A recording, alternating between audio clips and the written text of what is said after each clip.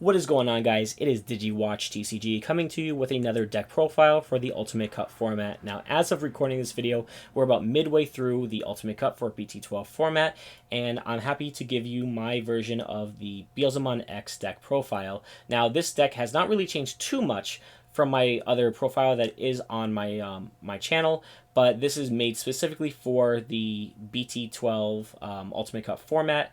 And I do want to showcase some of my choices, some of the changes I've made, and I definitely want to hear from you in the comment section below. Do you agree? Do you not agree? Are you going to try playing this in your Ultimate Cup? Let me know in the comment section below. So anyway, let's get started with the eggs. As always, we are planning 4 copies of the Yalmon. There's really not much to say about this. I think personally this is the best egg. You could of course play the Pagumon engine of the on deletion. You get to mill 2, but I do think the Yalmon when attacking one is just a little bit more aggressive, and you need to be more aggressive in this format, especially with a lot of the other decks that you're facing. Going on to the rookies though, we're running 4 copies of the Antman from the starter deck here. So I really like 4 in this deck because you're able to swing when you pull this late and try to warp Digivolve into Beelzemon. And early game, it does get rid of small rookies or anything that could be like a floodgate on your opponent's side of the field. So it's just a really good rookie to play, and I think 4 is the right number to play in this deck. Not much really to say about that. Going into our other level 3s, we're running 4 copies of the Digimon X antibody. Let me try to move this up a little bit so you got to see that there. So this is really good in my opinion. I really like this card a lot, and I've learned how to play it, I think, correctly against certain matchups. For example, if you are a little late in the game or mid-game and you draw this, you may want to hold off on digivolving it onto an existing rookie in your raising area, because you may want to get something back from your trash that you're missing from your hand. And so I think that sometimes people kind of say, oh no, I just want to get to my level 4, my level 5 in raising so I can just pop off. And I think that is the wrong way to think about this. I think you have to think about the deck you're playing against and saying, okay, if I promote out my my stack, am I going to get all the pieces I need? And I think this card is really good, especially if you start to pull into your option cards that you maybe don't want in your hand. It just allows you to recycle back cards that have already been in trash.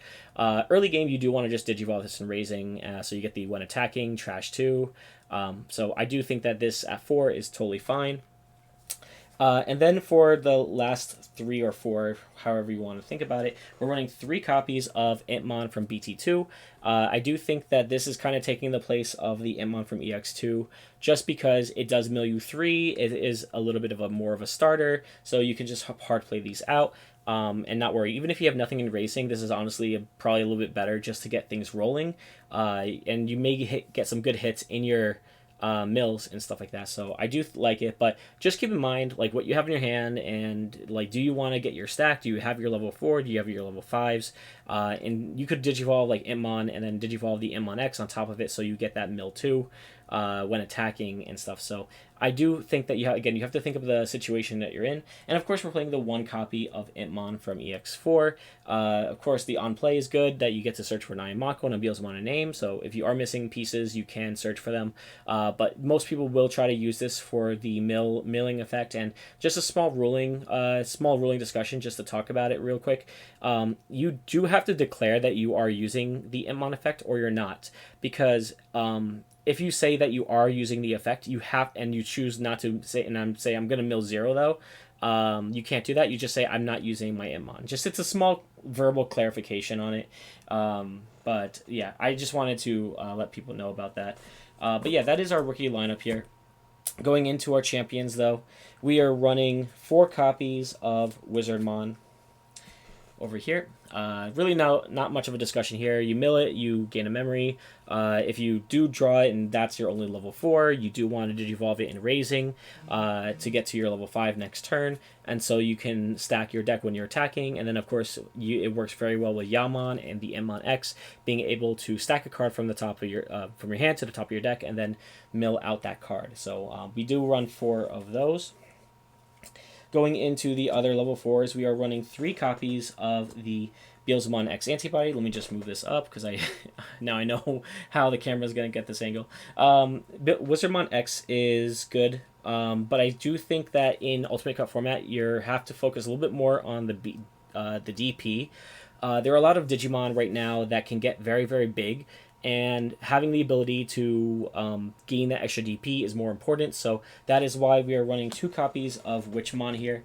Witchmon is, of course, the same effect kind of as the Wizardmon X, where you Digivolve and you mill cards from your deck. But as inherited, it does give your Digimon, if it's Wizard or Wizard or Demon Lord traits, plus 2,000. The only big difference between this one and the Wizardmon, of course, is if you Digivolve on top of Wizardmon, the regular one, you gain Blocker instead. Instead is very important because you don't want to make that mistake of Digivolving and thinking you're milling out cards. And of course, the when attacking inherited is also very important for Beelzemon and the level 5 stacks and stuff like that. So just have to know what you're playing against, and I think that's why I've seen also other deck profiles kind of put in more Witchmons now, because some Digimon, especially if you're facing like a War Greymon deck or a Black War Greymon deck, can get very, very big. The last card, which is my personal tech choice, is a Dobermon, and I do think Dobermon is really good in this format, and there's a few things that this card is actually good for. Number one, it is not searchable with any of your other cards unless you're choosing to play like a purple memory boost or something. But basically, you trash 3 cards and you can get something back. So in a sense, it's a pseudo EX2 Antman that mills you cards. And sometimes I just like to hard play this if there's nothing else I can do that turn. Mainly because if I get my Beelzemon out, the one from the starter deck that gains you memory, and my opponent's not careful, Dobermon actually will trigger mill 3, and then because it milled cards, you gain memory with the Beelzemon from the starter deck, which may end up passing turn to your from your opponent to you. So I do think that this card is really good. Again, this could be really anything. It's a flex spot if you really don't want to run it, but I think it's been working pretty well, pretty good for me so far. Going into our level 5s, we play 6.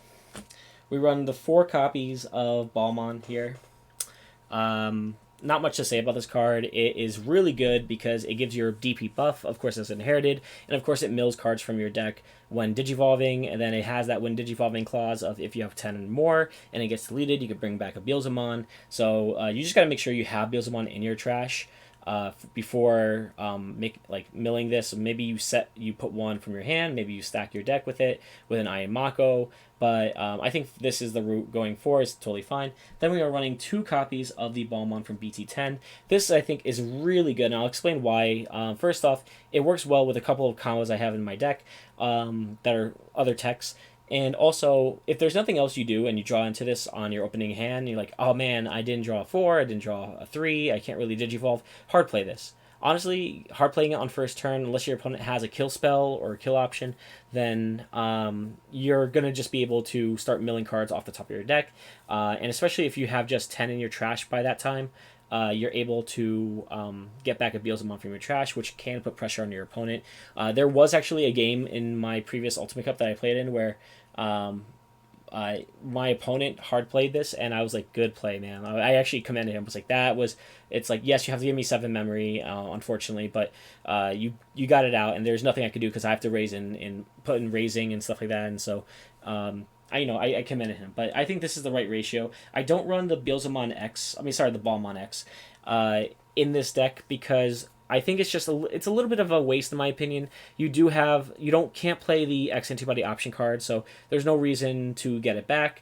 Digivolving on top of your guy to delete a level 4. We have so many kill spells already in this deck that I just don't think it's necessary. And then the milling 3 is fine, but we already play 4 copies of Balmon, and having different ways of being able to mill is very important, especially if you pull this with a Wizardmon in its stack. You can stack your deck like that.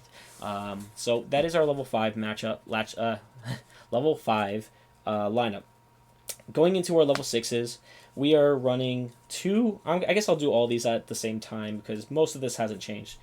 2 copies of the Beelzemon from EX2, 2 copies of the Beelzemon from starter deck 14, and 2 Beelzemon X's from BT12. And I really think this is the right ratio right now. They all have their own purpose. I think that the Beelzemon X being able to digivolve is actually sometimes it's. I've seen some really crazy plays where people will just digivolve in this. Don't worry about the trashing cards from your security, but have like a 7 full cluster in their trash, and then they can put it to the bottom of their deck to get rid of a problematic card. And of course, this is the reason why this deck is so good right now is because you can gain memory, get sec +1. So yeah, so that's good. And then of course, Beelzemon, I think the original one is still one of the best Beelzemon cards out there, just because you mill it, you get a free Antman from your trash, and then you can digivolve and attack in the same turn and be able to mill multiple cards. Like, I just think that's so much value to do with that card, and the further the game goes on, the more you get to utilize this value. So I think 2-2-2 is the right ratio in this. And then, of course, the last one here that is my tech, it's a personal tech of mine, is 1 copy of Creepymon. Now, the reason why I'm running Creepymon is for a few reasons. One, because it's a Demon Lord, and that means it's searchable by a bunch of the other cards we are running. Number 2, it is a way in a mirror match to kind of deck out your opponent, especially if they have a lot of cards, if they're ahead on their end, and you're like, okay, well, I have nothing left in my security. The next turn, I kind of lose. You can promote this out, or promote a Digimon out, Digivolve, mill cards. Maybe you could bring back that Balmon from BT10, because this does bring back a level 5 if your opponent has 2 or more Digimon in play. And then you attack and you trash 3 cards from their deck for every 10 you have in trash. So it's a good game closer, and it just is an easy way of getting a free win if your opponent's not careful in a mirror match. Additionally, in certain other decks, this is really good, getting to fill their trash up earlier on, and just not being able to get their resources, or trashing them so they don't have them in the deck. So I do think that 1 is an interesting choice. You don't need to run it, it's a flex spot. I'll show you some other options you could run instead. But yeah, we're running 1 copy of that. Then we are running 2 copies of the Blast Mode. Blast Mode's good. We all know why. It's mills.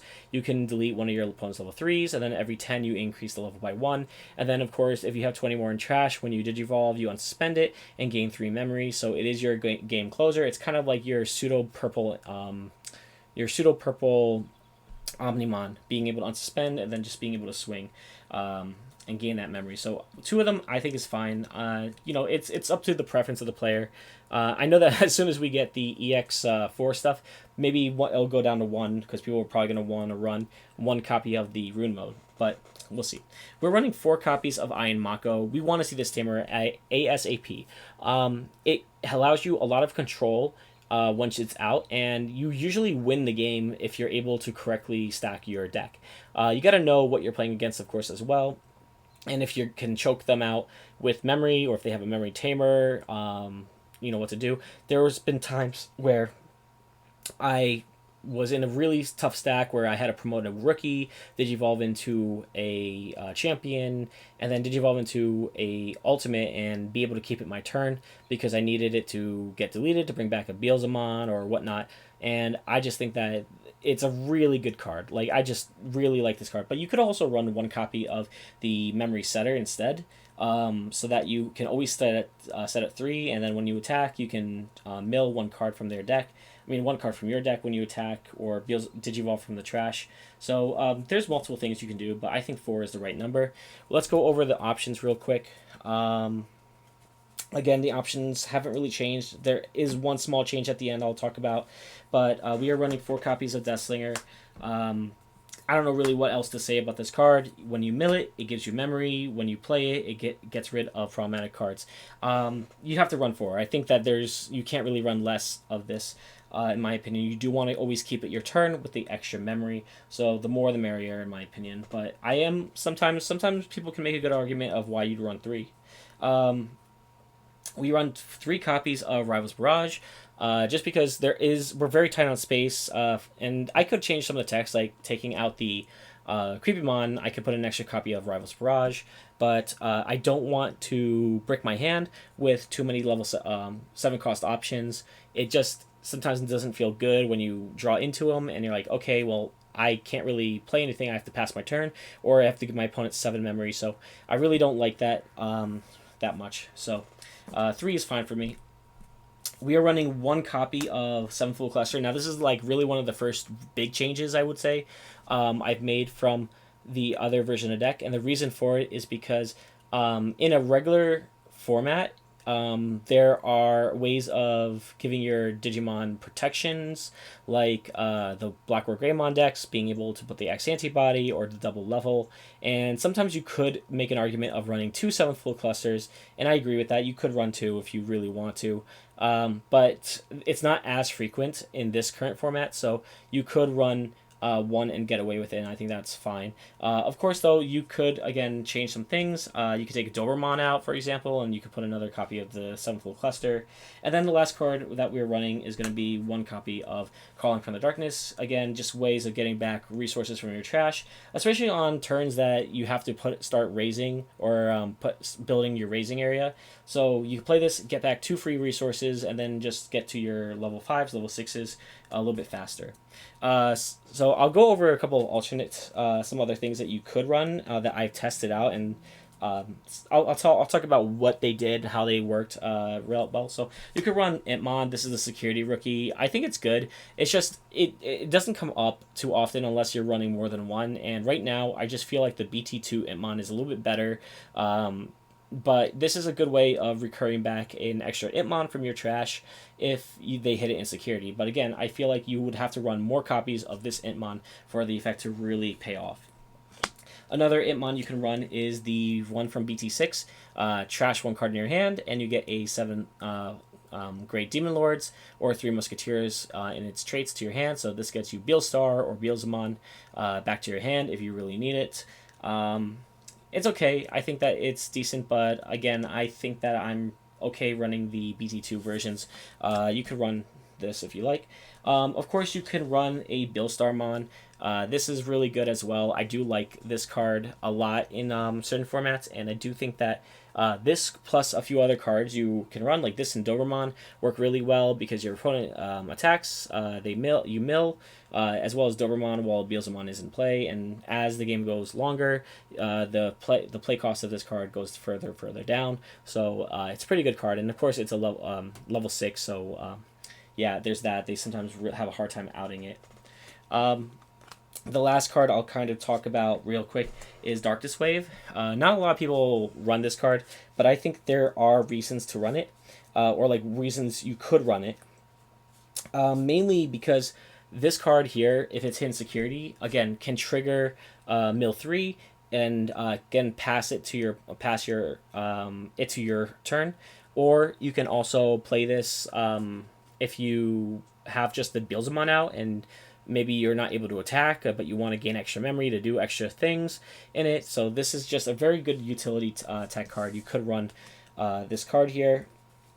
Additionally, you could run Gazmon here as a memory floodgate. I think that this is fine. I just like these are all different options you could run in the deck here. There's not really many others that I would recommend. There is one small tech. I won't say it's worth playing because I only tested it very, very little, and that is playing a Megidramon. And again, this is kind of the same logic as running the Creepymon, and if you're in a mirror match, you mill 5 from both sides of your deck, so you can get extra effects, your opponent can get extra effects, and it's good. It just doesn't have really any other utility, though, so you could run this, but I wouldn't recommend it, really. That's pretty much the deck in a nutshell. I do think that it's still a very strong and powerful deck to use in the current format for Ultimate Cup, and I would highly recommend trying out a couple of the combos and play testing with your friends to see if this is the type of deck you'd want to play. But that's all I have for you for today. Let me know in the comment section, do you have any disagreements with any of the choices I made or the logic I spoke about? Let me know if you're also playing in an Ultimate Cup if it's coming up soon. But I'm very happy to share this with you. I will probably put 1 or 2 more deck profiles out for Ultimate Cup before we leave this format. So anyway, thank you for watching, and as always, stay classy.